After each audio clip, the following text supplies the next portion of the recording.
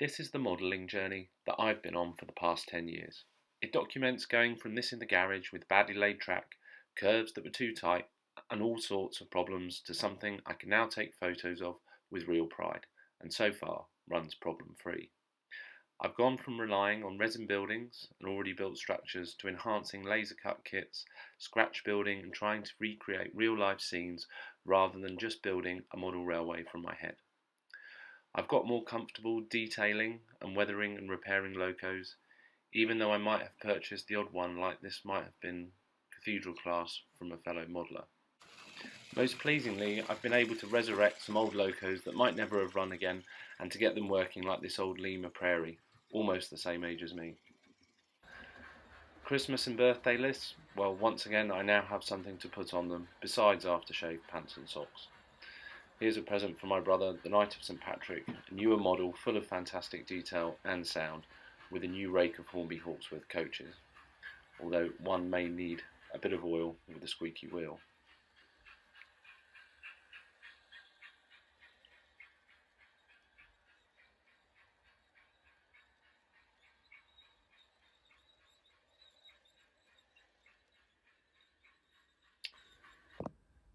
And I've also managed to get working semaphore signals in place as well.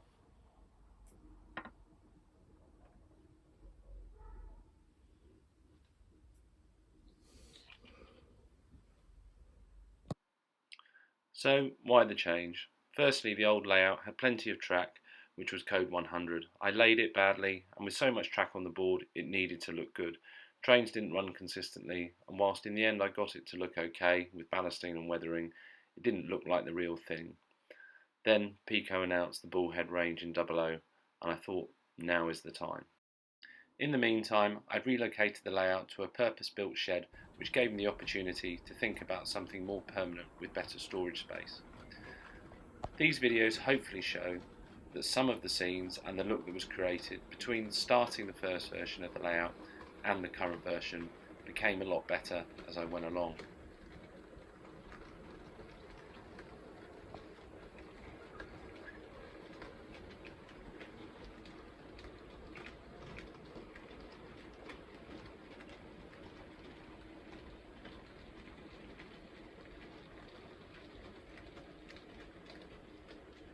The main problem was the starting point. The track that was laid wasn't done well enough. Older locos made an absolute racket as the way I constructed the baseballs created a drum effect as they went along.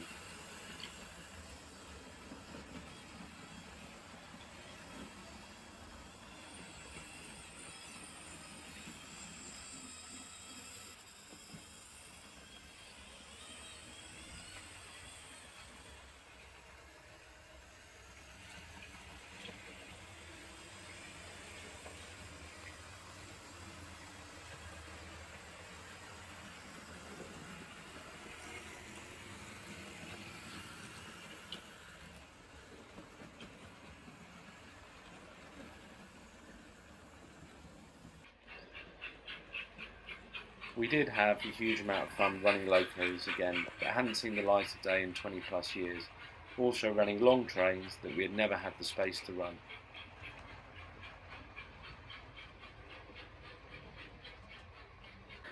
And what a joy watching trains go past can be.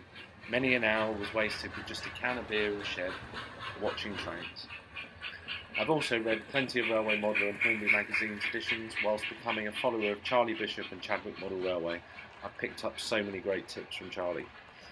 Over the past 10 years, I've become more knowledgeable about most areas of both real and model railways, although there is a lot more still to learn. From a personal point of view, I've also tempered my impatience and not rushed to finish anything. Any time I have, I've been quickly reminded why taking time is important, and then taken a step back. Another reflection is that I've become a lot less wasteful of materials. If I've discarded 10 inches of track from the new build, I'd be amazed. I wasted quite a bit the first time round. So it was decided a new layout would be built, based on the same theme, just built better.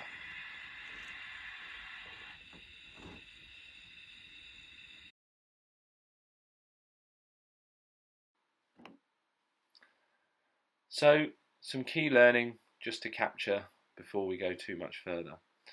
Things I've tried to do on the new layout is to make sure the track work is a priority. Also, get the baseboards higher to create better viewing.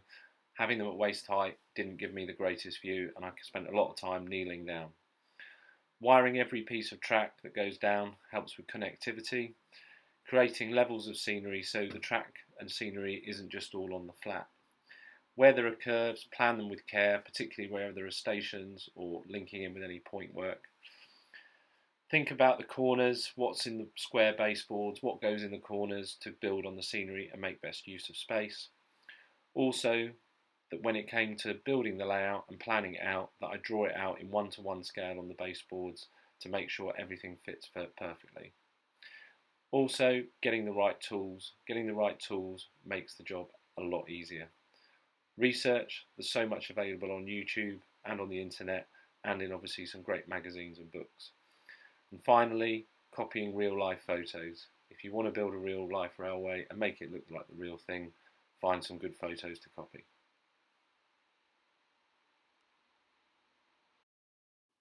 However, where on the network might it be? I settled on a GWR junction station somewhere near Oxford, allowing running for LMS, Southern and occasional LNER operations. Researching the railway traffic that went through Oxford was incredibly revealing and created lots of options. In steam days it was described as a paradise for rail enthusiasts. There were lots of interesting trains, including the Southern and GWR sharing stock on some trains to the north. Thus you could see Southern stock being hauled by a GWR express loco and vice versa, as well as the changing of locos for these same trains. With my stock being largely GWR and my brother's LMS and a few Southern and LNER locos between us, it seemed like the perfect area to set our mythical junction, with plenty of room for modeller's license. I was directed by a fellow modeller on a Facebook group to this book by Kevin Robertson, which was incredibly helpful. The front cover even gave me the reference for the colour of ballast I would later try to emulate. I settled on a U-shaped design for the layout with the fiddle yards on the curves at the far end. This would allow for the greatest distance of trains to run in the scenic area. In terms of learning from mistakes in the past, I drew it out on the patio in a 1:1 scale initially using my daughter's chalks.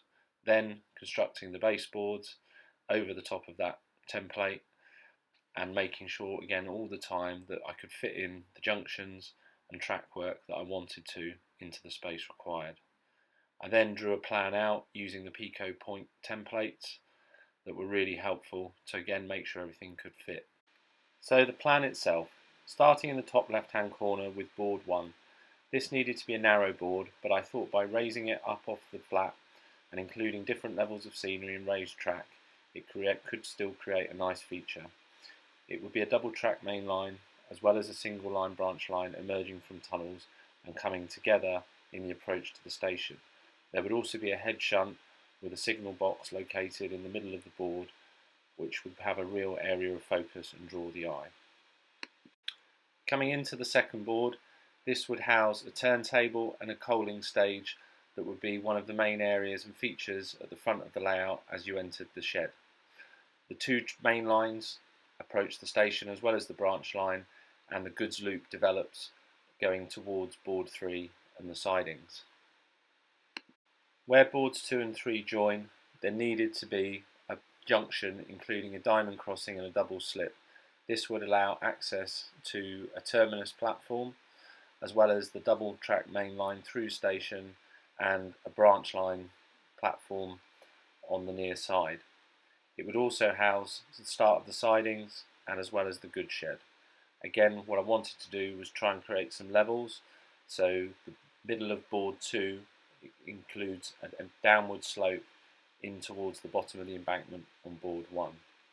Also on board 3 would be a double track engine shed and a head shunt allowing access to the coal stage. This would be right in the front of the viewer's eye on entering the shed. Board 4 would contain access to the sidings, the main part of the station, access to the goods shed as well, and I decided to again create different levels here, so there'll be some coal drops in the bottom left hand corner which will hopefully allow the viewer's eye to be drawn to that and create better perspective and more depth in the overall scene. The head shunt for the goods loop at the far end will go round in front of the fiddle yard, which will become more obvious when I get to show you how the fiddle yard was built. But again, this would create 360 degrees of viewing area across the whole layout. One of the challenges of using the bullhead track in 00 was that not all of the point work had been created when I designed the layout. Therefore, there were no curved points, so I had to try to use the natural curves created by the standard long points and medium points that would later come out, and the slips and crossings, to create the curve into the station rather than being able to use any curved points because they simply weren't available. Overall, I was happy with the design. However, a certain pandemic struck, making production of the Peco bullhead track slightly more problematic in its availability, which meant I had to engage in some interesting design. However, I did have a little bit more time to get going with the project and move it along at a better pace. And so I started building the fiddle yard. This gave me the opportunity to apply some of my learning straight away, particularly around building track and laying it with curves. I used Peco Code 100 here because it was out of sight, I had quite a bit of it left over, and I could use it effectively in this space. Again, there were important issues of clearances of coaches, making sure I could get the right length of trains in the areas I wanted, as well as making sure I wired up every single piece of track, got the point motors working, and got my wiring planned out effectively. I also insulated the shed, got that done properly, and then I could start fitting my boards in at the height I wanted. Again, having a raised height to the boards allowed for storage space and workspace underneath, which I hadn't had before. So I began work on the first scenic board. Straight away, COVID threw a spanner in the works, delaying production of the bullhead track and point work, which meant I had to start with the scenic element first and design it so all the parts of the board could come apart but then be put back together once I could start building the track bed. So I began with the scenics, creating the embankment out of insulating foam, shaping it, covering it in plaster, and then starting to detail with little ideas I had about like these steps here. Again, once it became dry, I checked that the track bed all fitted in properly, began creating the pathways and laying the scenic foundation, and I began constructing two tunnels, one that would house a roadway, the other a canal. These would go under the embankment and the railway line, again creating that depth. I did this using recycled bits of Will's kit, and again then scratch building the tunnel mouth, and for the first time beginning to use static grasses along the embankment to create the scenery and the grass and textures that I really wanted to try and achieve rather than what I'd done on the previous layout. Again, the steps still needed a little bit of improving, but they came along. The signal box I'd built from a ratio kit, and again I started just trying to play around with things, making sure everything fitted and started to fit in and blend with the overall look that I was trying to achieve. I began making trees using Woodland Scenics armatures.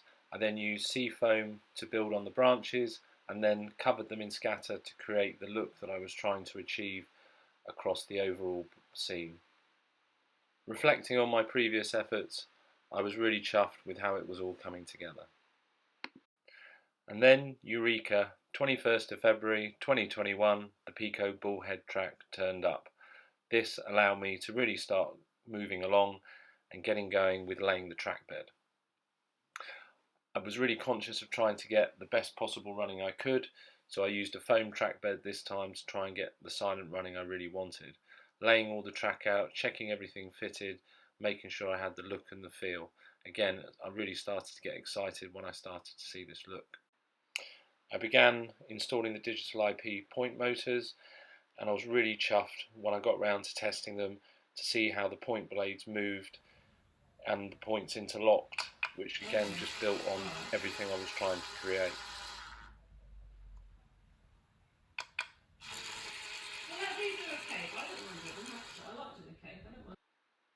Then it was down to the nervous bit of ballasting it all. In the intervening period while the ballast was drying, this was a perfect opportunity to install some lighting and finish the look of the signal box.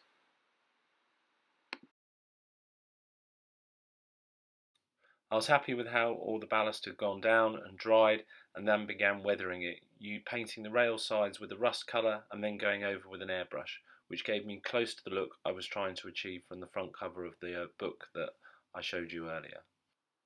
I then began work on the head shunt and the cinders ballast that would be there, mixing tile grout that was black and white with sand, sprinkling it over the top and massaging it into the ballast before wetting it and then going over the top with a light PVA glue to fix it down.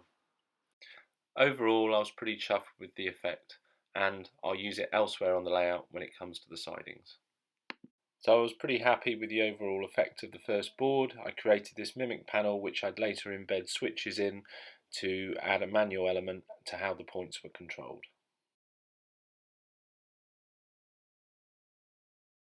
And so I began work on baseboard number 2, also putting in baseboards 3 and 4 to check it all fitted with the fiddle yard and putting baseboard 1 up and the back seam. One of the main features on the second baseboard was going to be the coaling stage, and to that end I thought it would be a good idea to go to Didcot and see one in the real life. Somehow I got away with calling this a family day out.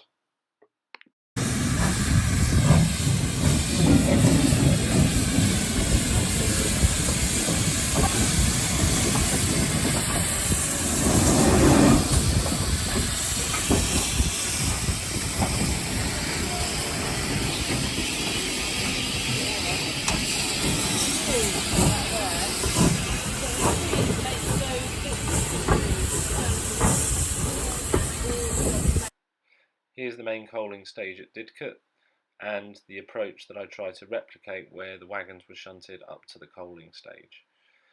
Now I was never going to have enough space to put in a whole service yard and coaling stage and engine shed, so what I wanted to do was create a representation with the main features of the coaling stage, the turntable, as well as the engine sheds. However, the engine sheds would obviously be on board 3.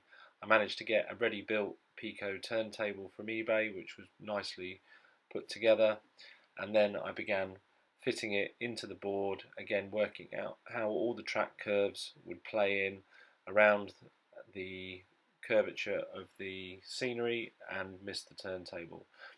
I used the track setter templates to make sure I got the right radius of curve and began cutting track and fitting it to make sure it all worked into what I was trying to achieve. I did try to create a second road off the turntable, however it turned out it wouldn't fit, and I began construction of the timber tracks coaling stage, which luckily I found one on eBay as they were currently out of production. This was my first attempt at a laser cut building, and it's been an absolute joy to build them. They've come together brilliantly, easy to build, and I've been so pleased with how it turned out. It was a little bit nerve-wracking at the start starting it. I didn't quite know what I was going to get, having never worked with a laser cut kit, but the results were absolutely fantastic. The painting was a little bit tricky at the start to get it right, however it came together, and I flipped between creating the scenics for the board, doing a bit more work on the coaling stage, and then making sure once I was happy with it all that it all fitted into place and would go next to the main board and work in seamlessly. Again, we could put down static grass, which added a really nice effect. I got the canopy colour wrong on the coaling stage, which you'll see there. It will change colour in a couple of shots. And I decided I really want to make a feature of it and added lighting, so bought some lights.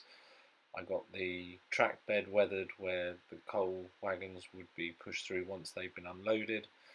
I got the second back scene in place and fitted the second board finally, and really started to get some of the depth in the pictures that I really wanted to try and achieve.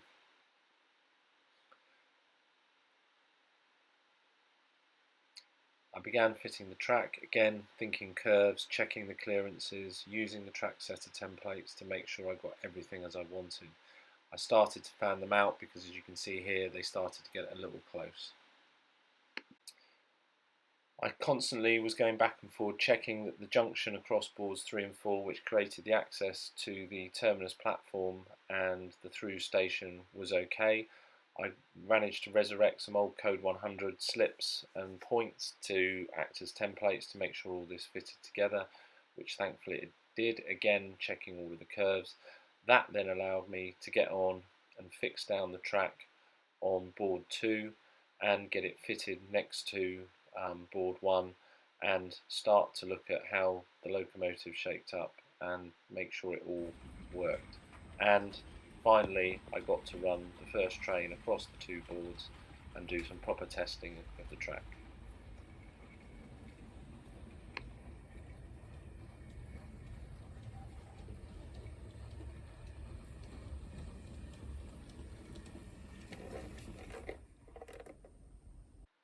The coaling stage at the front of the layout was a really imposing structure, and it started to look so good I realised I really had to make sure I did a proper job on it. So I started making sure that I could make the inside look properly. I didn't want to just look at a nice big building on the outside and then look at the inside and just see bare wood and no real detail. So I started detailing the inside, creating a ceiling and supporting pillars, as well as getting all the lighting wired up and working. And I was really chuffed with the outcome. Something, if anyone had ever shown me these photos and said that I'd be able to produce that, I wouldn't have believed it. So I began doing the landscaping, building the approach, again trying to think about Didcot and what that looked like. I was able to start ballasting the rest of the track on board 2 and getting all that down with some confidence. Once it had dried, it was then again time to do a bit more work on the coaling stage using some powders and weathering techniques to get that. And I added the static grass to the embankment sloping up to the coaling stage and fitted a DAPL working GWR junction signal on what will be the goods loop, and took this photo, which I was really chuffed with. What I then did was start to add some lighting to the outside area around the coaling stage to make it more atmospheric. Again, I feel this really added to the overall scene that I was trying to create, and created some really lovely images, as well as a bit of depth and some detail. I then began work on the goods shed, which was another timber tracks kit. Again, what I'd learned from doing the coaling stage and the confidence I got around the internal detailing I really wanted to take into the goods shed, so started to put a real emphasis on that. Also starting to look at how the goods shed and the signal box that I'd eventually put in, as well as the engine shed, would work in terms of starting to hide some of the curve that went around boards 2 and 3 and into board 4. The lighting again was going to be a big part of the goods shed, and I was really chuffed with the detail. And again, the timber tracks kits were absolutely perfect and came together easily. I made a real effort in terms of the painting, in terms of getting bits painted that were fiddly before, and I started work on a cattle dock as well that would take a bit of a formation around the goods shed that would be found at Tetbury, and I thought that would be a nice sort of feel for the model in terms of making it close to prototypical in my mythical junction station. I started to get the goods shed done, again another timber tracks kit, which is absolutely amazing again, and I'm really looking forward to finishing these. None of them are finished yet, and I got a signal box which is based on one of the Exeter signal boxes, which I felt would really create a nice piece at the front of the layout and go with the coaling stage, the goods shed, and the signal box and the engine shed as well, to create really nice features and hide some of the curve and create nicer transitions. Recently the Pico double crossings and slips have become available, so I've got those in temporarily, just showing how they'll look once they're fixed. I've got to wire up all the point motors, and I'll show you in another video how all that progresses. But for now, what I have got is one track running, so rather than wait any longer, I'm going to let this video go out, and I'll leave you with a few trains going round in one direction on the one working line that I've got. What I will try to do is post some shorter and more regular updates as to how it all comes together, But if you can forgive the personal indulgence, I wanted to get this bit out to show what I've managed to achieve to myself as much as anyone else over the last few years. I'll leave you with some trains now.